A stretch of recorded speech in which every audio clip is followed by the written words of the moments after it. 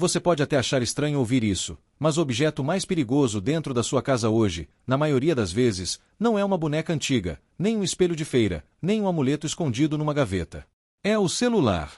Não porque ele tenha algo em si, mas porque ele virou a porta mais fácil para entrar na sua mente, no seu coração e, por consequência, no seu lar.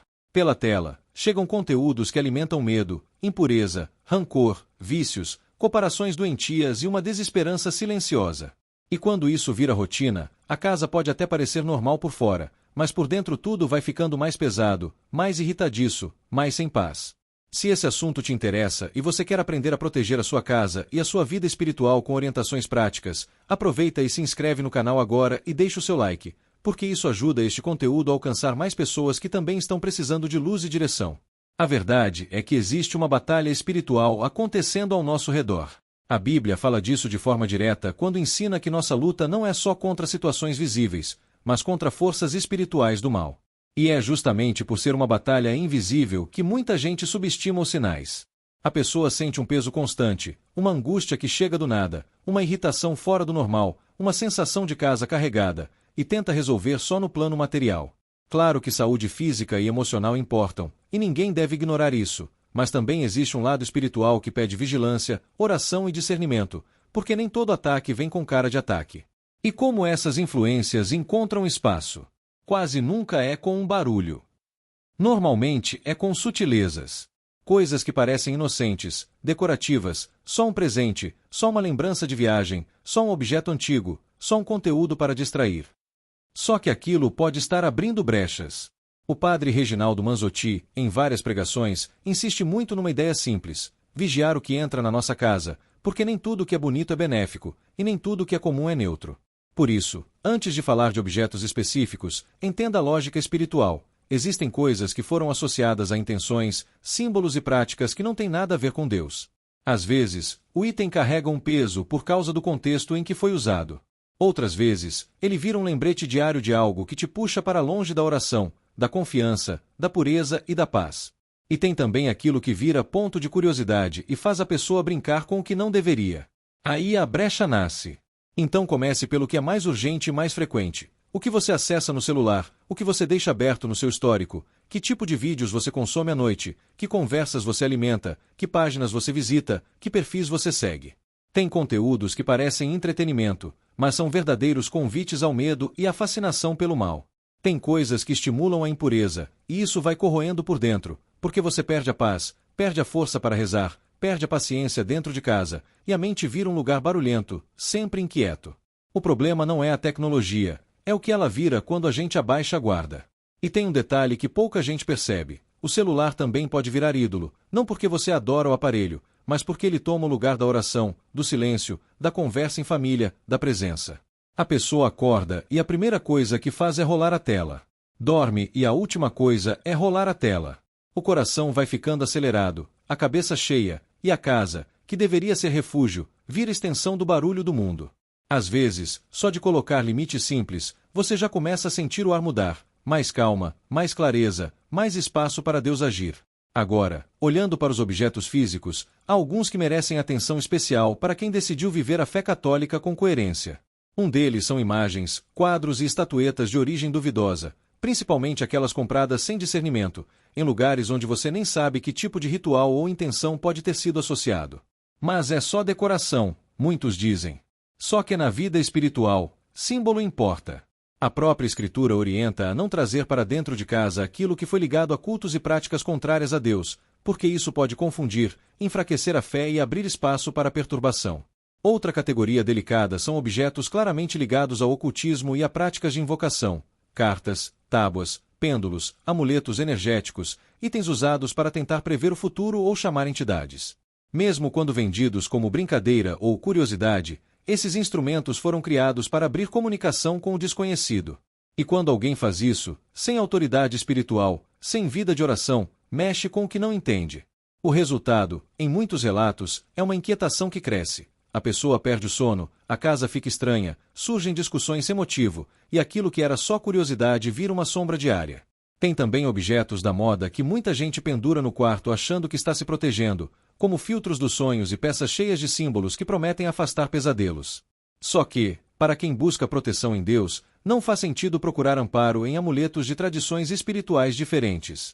E é aí que mora o engano. Você acredita que está fechando uma porta, mas pode estar abrindo outra, porque coloca sua confiança no objeto, e não no Senhor. Se você quer proteção de verdade, o caminho é outro: oração, vida sacramental, confiança, vigilância e um lar que respira fé. E antes que alguém pense que a saída é viver com medo, não é isso. O caminho não é pânico, é discernimento. Deus não quer você refém de superstição. Ele quer você vigilante e livre. Você não precisa transformar sua casa num campo de batalha, mas pode sim fazer uma revisão do que está ao seu redor, do que você guarda, do que você exibe e do que você consome. Se algo te inquieta, se algo te puxa para longe da paz, se algo te afasta da oração, isso já é motivo para reavaliar. E o mais importante, quanto mais cedo você percebe a brecha, mais fácil é fechar a porta com serenidade, sem drama e sem medo. Então faz um teste bem simples agora, sem medo e sem paranoia. Pensa na sua casa como um lugar que precisa ser casa, e não depósito de lembranças sem filtro. Porque muita coisa entra pela porta como decoração, presente, herança, souvenir, achei bonito, e vai ficando, até que um dia você percebe que, por algum motivo, o ambiente parece mais pesado do que deveria. E não é porque a casa virou assombrada, é porque a gente costuma subestimar o que alimenta a mente e o coração diariamente. Quando o padre Reginaldo Manzotti fala sobre vigilância espiritual, ele costuma bater numa tecla que é muito prática. A fé não vive só do que a gente reza, mas também do que a gente permite permanecer. Tem coisas que parecem neutras, mas carregam significado. Símbolos são como placas numa estrada, apontam para algum lugar. E se você escolheu caminhar com Deus, é coerente que a sua casa, aos poucos, vá apontando na mesma direção. É por isso que alguns objetos precisam de mais cuidado, especialmente aqueles de origem duvidosa. Sabe aquele item que você comprou num lugar qualquer, sem saber de onde veio, sem saber que sentido tem, mas combinava com a sala? Ou aquela estatueta com cara de espiritualidade genérica, mistura de crenças, que você nem sabe o nome do que representa? Ou um quadro com uma figura que te dá uma sensação estranha, mas você deixa ali porque foi caro, porque foi presente, porque vai ficar chato tirar? O problema é que, com o tempo, aquilo vira companhia silenciosa. E nem toda companhia silenciosa faz bem. Um ponto delicado que muita gente confunde é o seguinte: não é sair caçando demônio em tudo. Não é isso. É entender que existe diferença entre arte, beleza e símbolo religioso, e também existe diferença entre memória e apego. Se um objeto te aproxima de Deus, te traz paz, te lembra oração, ele cumpre um papel bom. Mas se ele te inquieta, se ele te empurra para a superstição, se ele te faz buscar proteção fora do Senhor, aí já é um sinal de alerta, porque seu coração começa a se apoiar no lugar errado. Por isso, muita gente se surpreende quando percebe que alguns itens espirituais, mesmo que vendidos como enfeite, não têm nada de inocente no significado. É o caso de amuletos e artigos usados para atrair energia, abrir caminhos, fazer limpeza espiritual sem Cristo, ou objetos ligados a rituais e invocações. O que acontece aí é simples: a pessoa passa a confiar no objeto, e não em Deus. E quando isso vira hábito, a fé vai ficando fraca, a oração vai ficando rara, e a casa vai ficando cheia de coisa, e vazia do essencial. Outro ponto que aparece muito nos relatos de quem procura ajuda é a presença de objetos que foram consagrados em outras práticas religiosas, e ficam em casa por respeito a alguém, por herança, por medo de desfazer, ou por achar que não tem problema. Se você é católico e quer viver sua fé com coerência, isso merece uma decisão clara. Não faz sentido guardar no seu lar aquilo que pertence a outra forma de culto, outra devoção, outro rito. Não é falta de amor pela história da família. É zelo espiritual. Você honra sua família com oração, com caridade, com respeito. Mas não precisa manter objetos que, para sua fé, não combinam com a presença de Deus no ambiente. E aqui entra um detalhe importante. Às vezes a casa não fica ruim por causa do objeto em si, mas por causa do que ele representa na sua vida. Tem gente que guarda cartas, tábuas, livros e itens de ocultismo como curiosidade, como coleção, como tema de filme, e isso vira uma janela aberta para o medo, para a fascinação com o mal, para a vontade de testar, ver se funciona, só brincar. E esse tipo de brincadeira costuma custar caro em paz. Não é raro a pessoa começar a ter ansiedade à noite, pesadelos frequentes, irritação constante, discussões sem motivo aparente, e depois não entende porque a oração ficou pesada, porque a fé ficou sem gosto. O coração fica dividido e isso cansa. Também existe uma categoria de objetos que mexe muito com o imaginário: espelhos antigos e bonecas antigas, especialmente aquelas peças compradas em antiquário, feira, ou recebidas sem saber a história. De novo, não é dizer que todo espelho ou toda boneca tem coisa ruim. Mas é verdade que alguns itens antigos carregam uma carga emocional e simbólica forte, já passaram por muitas mãos, muitos ambientes, muitas intenções.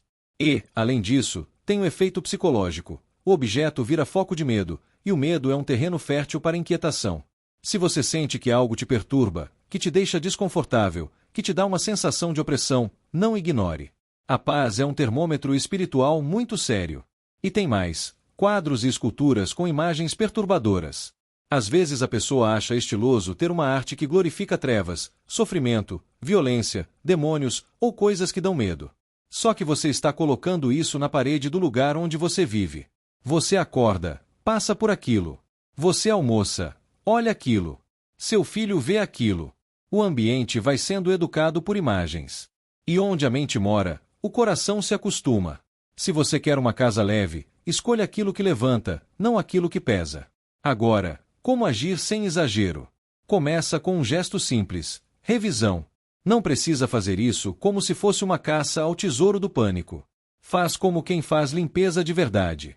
Vai cômodo por cômodo, com calma, e presta atenção no que te aproxima de Deus e no que te afasta. Se encontrar algo que você sente que não combina com a fé, separe. Se for um item ligado a práticas que não são cristãs, separe. Se for algo que você usa por superstição, separe. E, principalmente, se for algo que alimenta medo, impureza, obsessão ou curiosidade pelo mal, separe. Depois, vem a parte mais importante: renúncia e preenchimento. Renunciar é dizer, com o coração e com a boca, que a sua casa pertence a Deus. Que você não quer alianças com nada que te afaste do Senhor.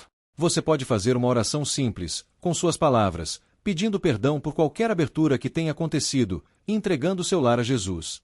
Se você puder, procure um padre para abençoar sua casa. Use água benta com fé. Reze o terço. Coloque sinais da sua fé de modo natural, como um crucifixo, uma imagem que te inspire oração, a palavra de Deus em algum lugar da casa. E cuidado com uma armadilha comum: tirar algo errado e não colocar nada no lugar. Porque o vazio espiritual vira convite para o barulho voltar. E por favor, faça tudo isso com prudência e segurança, sem atitudes arriscadas. Se for descartar algo, descarte de forma responsável, sem colocar sua integridade em perigo. O objetivo não é criar confusão, é restaurar a paz. Se você conseguiu identificar pelo menos uma coisa aí na sua casa que não combina com a sua fé, comenta aqui embaixo apenas "já encontrei". Se quiser, diga qual cômodo você vai revisar primeiro. E manda este vídeo para alguém da família, porque às vezes o que falta para a paz voltar é só uma decisão simples feita com fé. Tem uma cena muito comum que acontece sem ninguém perceber. A casa está organizada, cheirosa, tudo no lugar, mas o clima parece sempre no limite. Qualquer coisa vira discussão. A paciência some rápido. O sono fica picado. A cabeça não desliga. E aí a pessoa pensa que é só cansaço, só rotina, só estresse. Pode até ser. Só que, muitas vezes, existe também uma alimentação invisível acontecendo, dia após dia, como quem coloca gotas num copo até ele transbordar. E essa alimentação, quase sempre, vem de duas fontes: o que você guarda no ambiente e o que você consome no silêncio. Por isso, quando a gente fala de objetos, não pense apenas em coisas grandes penduradas na parede. Pense em tudo que permanece e influencia. Um livro que você deixa ali só por curiosidade, um amuleto só porque é bonito, um símbolo só porque está na moda, um quadro que te dá incômodo mas combina com a decoração. E, principalmente, pense no conteúdo que entra pelos olhos e pelos ouvidos. A casa tem portas e janelas físicas, mas o coração também tem, e hoje em dia a tela do celular virou a maior janela de todas. Do ponto de vista da fé católica, é aqui que a vigilância precisa ser mais firme. Não porque Deus quer você vivendo com medo, mas porque Deus quer você vivendo com liberdade. E liberdade não combina com vício, nem com obsessão, nem com a curiosidade que flerta com o que é sombrio. Tem gente que passa horas vendo conteúdos de terror, relatos que glorificam o mal, vídeos que fazem brincadeira com invocação, páginas que tratam o demônio como entretenimento. E depois se pergunta por que a mente ficou ansiosa, por que o quarto ficou pesado, por que a oração ficou difícil. Aquilo que você contempla repetidamente vai moldando seu interior. Seu coração vai sendo treinado, sem perceber. E não é só medo. Tem um outro tipo de conteúdo que, quando vira hábito, mina a vida espiritual por dentro. Aquilo que estimula impureza, desrespeito, objetificação, tudo que rebaixa a dignidade humana e transforma a mente num lugar barulhento e inquieto. A pessoa até tenta rezar, mas o pensamento corre para outro lado. Tenta ter paciência, mas por dentro está irritada. Tenta amar, mas se sente vazia. Isso não nasce do nada. Existe um alimento emocional e espiritual por trás, e ele costuma entrar com cara de ninguém está vendo. Só que Deus vê, e você sente. Uma pergunta que ajuda muito é esta: o que eu consumo me aproxima de Deus ou me afasta? Depois, outra ainda mais honesta: esse conteúdo me deixa mais puro e mais em paz, ou me deixa mais agitado e mais vazio? Tem conversas que você mantém por mensagem que são puro veneno, fofoca, maldade, julgamento, intriga, insinuação. Tem grupos que só espalham raiva. E, quando isso vira rotina, você cria um ambiente espiritual de confusão. E confusão não é paz. Você começa a levar esse barulho para dentro da casa. Sem querer, você transforma seu lar num eco do mundo, e não num refúgio.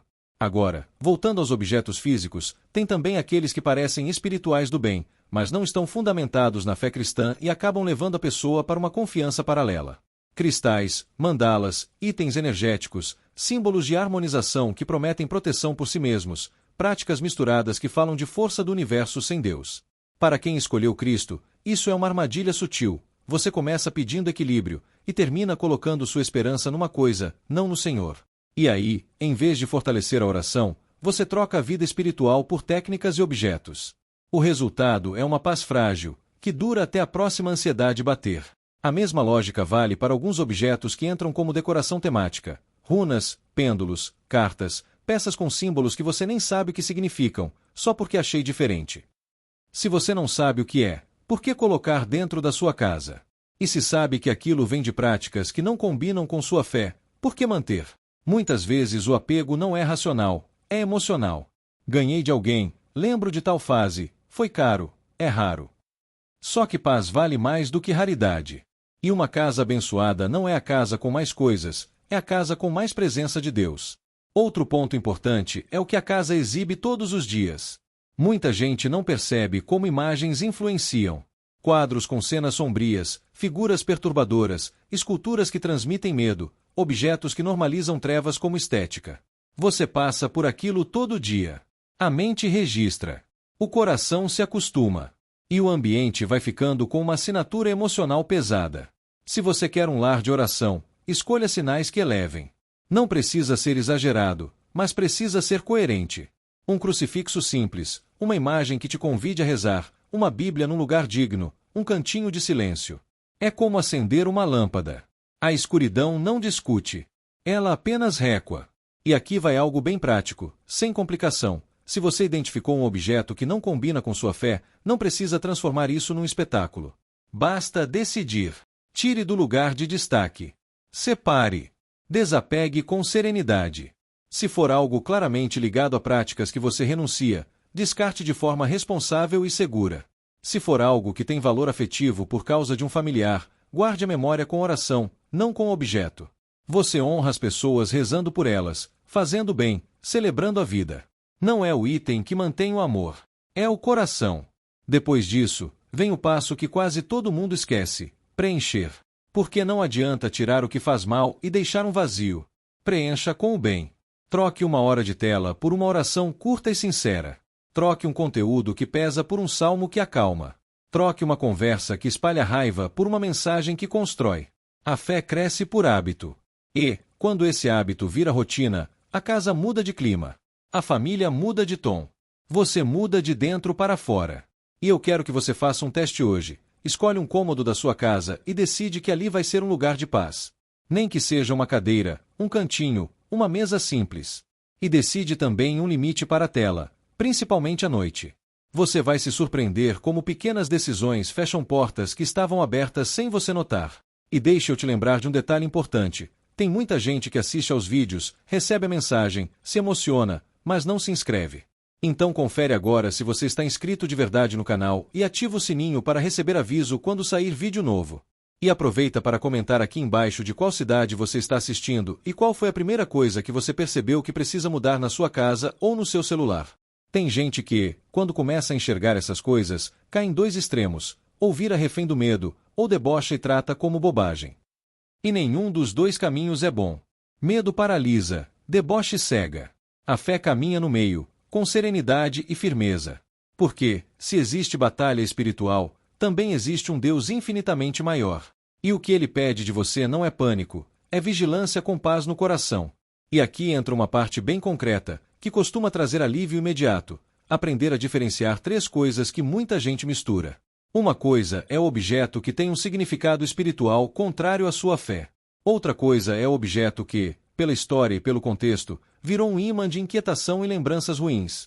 E outra, bem diferente, é um objeto neutro que você transformou em superstição, como se ele tivesse poder por si. O problema, quase sempre, não é a matéria, mas a brecha que a pessoa dá, seja por simbolismo, seja por apego, seja por confiança no lugar errado. Por exemplo, lembranças de viagem. Tem souvenir que é só artesanato, tudo bem. Mas tem souvenir que é claramente ligado a rituais, entidades, invocações, crenças específicas que não combinam com a fé cristã. Às vezes você compra porque achou bonito, sem saber o que representa. Outras vezes você sabe, mas pensa não tem problema, é só decoração. E é aí que a casa vai ficando com placas apontando para vários caminhos ao mesmo tempo. Você quer que seu lar seja de Deus, mas espalha sinais de outras espiritualidades. Não é sobre odiar culturas nem desrespeitar ninguém, é só coerência. Cada casa tem um Senhor, e o cristão escolhe Jesus. Outro caso clássico: objetos da sorte. Ferradura, olho grego, elefante com a tromba para cima, moedas amarradas, fontes e enfeites usados com intenção de atrair prosperidade, espantar inveja, puxar energia boa. Muita gente nem percebe o que está fazendo. Trocou confiança em Deus por um talismã. E isso é sutil, porque parece inofensivo. Só que, com o tempo, você começa a depender daquilo. Quando perde o objeto, fica ansioso. Quando alguém mexe, você se irrita. Quando algo dá errado, você corre para comprar outro. E a fé vai ficando de lado. Não porque você deixou de acreditar, mas porque seu coração foi treinado a procurar segurança em coisas, não no Senhor. E tem também os objetos artísticos que deixam o ambiente com gosto de sombra. Quadros com cenas de sofrimento, figuras assustadoras, esculturas que glorificam trevas, imagens que provocam medo ou inquietação. Às vezes a pessoa diz: "Ah, é só estilo." Só que o estilo mora com você. Você toma café olhando aquilo. Você passa na sala e aquilo te observa. Seu cérebro registra a atmosfera. Se você quer uma casa de paz, por que decorar com o que tira a paz? A vida já tem peso suficiente. O lar deveria ser o lugar onde a alma respira. Um ponto que o padre Reginaldo Manzotti costuma reforçar é que a gente precisa vigiar também o que entra sem entrar. E isso é muito real.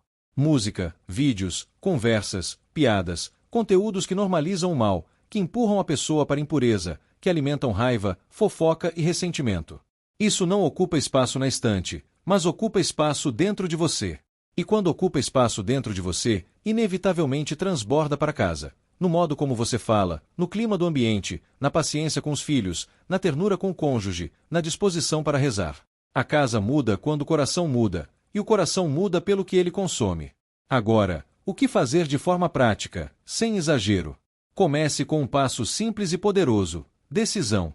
Escolha que sua casa vai ter uma identidade espiritual clara. Que ali Jesus é Senhor, e ponto. A partir daí, faça uma revisão tranquila, cômodo por cômodo. Não precisa correr. Só precisa ser sincero.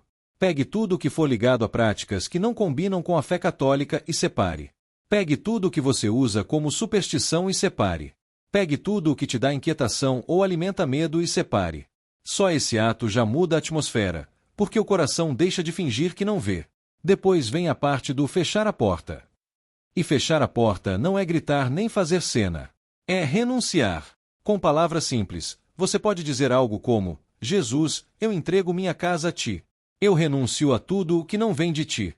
Eu rejeito toda influência contrária à tua paz e peço que o Senhor reine aqui. Não precisa fórmula complicada. Precisa verdade. Se puder, peça a um padre para abençoar sua casa. Use água benta com fé. Reze em família, nem que seja uma oração curta à noite. Coloque um crucifixo em um lugar digno. Tenha sinais da fé que lembram o que é essencial. Isso não é enfeite, é lembrança diária de quem governa o lar. E aqui tem um detalhe que vale ouro: não deixe a casa vazia. Muita gente tira um monte de coisa e acha que acabou. Só que a vida espiritual funciona como jardim. Se você não planta o bem, o mato volta. Então, substitua hábitos. Troque a rolagem infinita à noite por 10 minutos de silêncio e oração. Troque um conteúdo que pesa por um salmo que acalma. Troque uma conversa que destrói por uma atitude de perdão. Faça pequenas escolhas consistentes, porque é assim que a paz se torna rotina, não exceção. Se você quiser um gesto bem simbólico para marcar esse novo começo, escolha hoje um cantinho da sua casa para ser o canto da paz. Pode ser uma cadeira, uma mesinha simples, um lugar onde você sente e reza 2 minutos. Só isso, repetido com constância, já muda muita coisa por dentro. E se essa parte do vídeo te ajudou a enxergar algo que estava passando despercebido, escreve aqui embaixo uma frase bem simples: "Minha casa pertence a Jesus", e manda este vídeo para alguém que você ama, porque às vezes a pessoa está vivendo um peso que não entende e só precisa dessa orientação para recomeçar com paz. E agora que você já entendeu que a batalha espiritual não é filme, nem superstição, nem exagero, a pergunta mais importante não é o que existe lá fora, mas o que eu estou permitindo aqui dentro. Porque, no fim das contas, a maior parte das brechas não nasce de um susto no corredor, e sim de pequenas concessões que viram rotina. Um objeto que você mantém só por apego, uma decoração que você não sabe o que significa, um hábito que você chama de normal, um conteúdo que você consome escondido, uma conversa que você alimenta com veneno, uma irritação que você deixa crescer sem freio. A casa vai ficando como um rádio mal sintonizado, chiado o dia inteiro, e você já nem lembra como era o silêncio. Quando a fé católica fala de vigilância, ela não está te empurrando para o medo, está te chamando para a clareza. O inimigo se aproveita de confusão, de distração, de desordem interior, porque é ali que a pessoa baixa a guarda. E o que fecha essa porta não é gritaria, não é drama, não é uma caça às bruxas dentro de casa. O que fecha a porta é decisão, renúncia e preenchimento. Decisão de viver com Deus de verdade. Renúncia ao que não combina com essa vida. Preenchimento do lar com oração, paz, presença, caridade e vida sacramental. Por isso, se você quer transformar esse tema em atitude prática, pense num caminho simples. Primeiro, discernir. Discernir é olhar para sua casa e para sua rotina sem autoengano. O que você tem aí que aponta para Cristo? E o que aponta para longe? O que te traz paz e te convida a rezar? E o que te deixa inquieto, pesado, curioso pelo que não presta? Discernir também inclui a tela. O que você anda alimentando no celular, nos vídeos, nas músicas, nos grupos, nas conversas. Às vezes você não tem nenhum objeto estranho na sala, mas carrega um inferno particular no bolso, porque a mente virou um depósito de imagens e estímulos que te roubam a paz e te afastam de Deus. Depois, vem o segundo passo: cortar o que é brecha. Sem negociação longa, sem desculpa bonita. Se é superstição, corta. Se é símbolo que não combina com sua fé, corta. Se é objeto ligado a práticas espirituais contrárias ao que você crê, corta. Se é arte que exalta trevas, sofrimento e medo, corta. Se é conteúdo que te derruba, corta. E não é porque o objeto tem poder, é porque você está colocando ordem no seu território. Uma casa organizada espiritualmente tem um recado silencioso: aqui existe um Senhor, e não é o medo. O terceiro passo é o que muda tudo: preencher com Deus. Porque não adianta tirar o que faz mal e deixar o coração vazio. Quando Jesus ensina que uma casa vazia pode se tornar vulnerável, ele está lembrando que o bem precisa ocupar espaço. Então preencha. Preencha com uma oração curta todos os dias, mesmo que seja simples. Preencha com a palavra, com um salmo, com um momento de silêncio antes de dormir. Preencha com respeito dentro de casa, com menos gritos, com mais perdão. Preencha com a missa quando possível, com a confissão, com a Eucaristia, com vida de graça. A graça é como luz acesa, não precisa discutir com a escuridão, ela apenas ilumina. E se você quiser um gesto concreto para selar esse recomeço, escolha hoje um compromisso pequeno, mas real: estabelecer limites para a tela, especialmente à noite. Não como castigo, mas como proteção. Desligar o que te agita, recusar o que te suja por dentro, cortar aquilo que te puxa para longe da paz. Muita gente não percebe, mas a vida espiritual enfraquece quando a alma não tem silêncio. E silêncio não é ausência de som, é presença de Deus sem distração. Quando você cria esse espaço, a casa inteira respira diferente. Também é importante lembrar que proteção espiritual não é só tirar coisas ruins. É cultivar coisas boas. Um ambiente onde existe oração e perdão tem uma barreira invisível muito forte. Um lar onde as pessoas se pedem desculpas, onde existe diálogo, onde se evita fofoca, onde se vigia o que se fala e o que se consome, é um lar menos vulnerável. Às vezes a maior brecha não está num objeto antigo, mas numa língua solta, num coração amargo, numa mágoa guardada. E quando isso começa a ser curado, o clima muda, o peso diminui, a paz volta a fazer morada. Se você gosta de pedir a intercessão dos santos, faça isso com confiança. Reze pedindo proteção, peça ajuda a São Miguel Arcanjo, peça a Nossa Senhora que cubra sua casa com o manto dela, não como amuleto, mas como fé viva, como entrega verdadeira. E sempre com esse entendimento: quem protege é Deus. Os santos nos apontam para Ele. E quando você coloca sua casa nas mãos do Senhor, você não precisa viver assustado, você só precisa permanecer vigilante. Agora, eu quero que você faça uma pergunta honesta para si mesmo, bem direta: o que está roubando a paz do meu lar hoje? Pode ser um objeto. Pode ser um hábito. Pode ser um conteúdo. Pode ser um relacionamento. Pode ser uma rotina desordenada. Identifique um ponto e comece por ele. Não tente resolver tudo de uma vez. Só comece. Porque a libertação, quase sempre, não acontece num espetáculo. Ela acontece na constância, um não firme para o que te derruba e um sim diário para Deus. E se este vídeo te ajudou de verdade, deixa aqui nos comentários qual decisão você vai tomar ainda hoje, nem que seja pequena.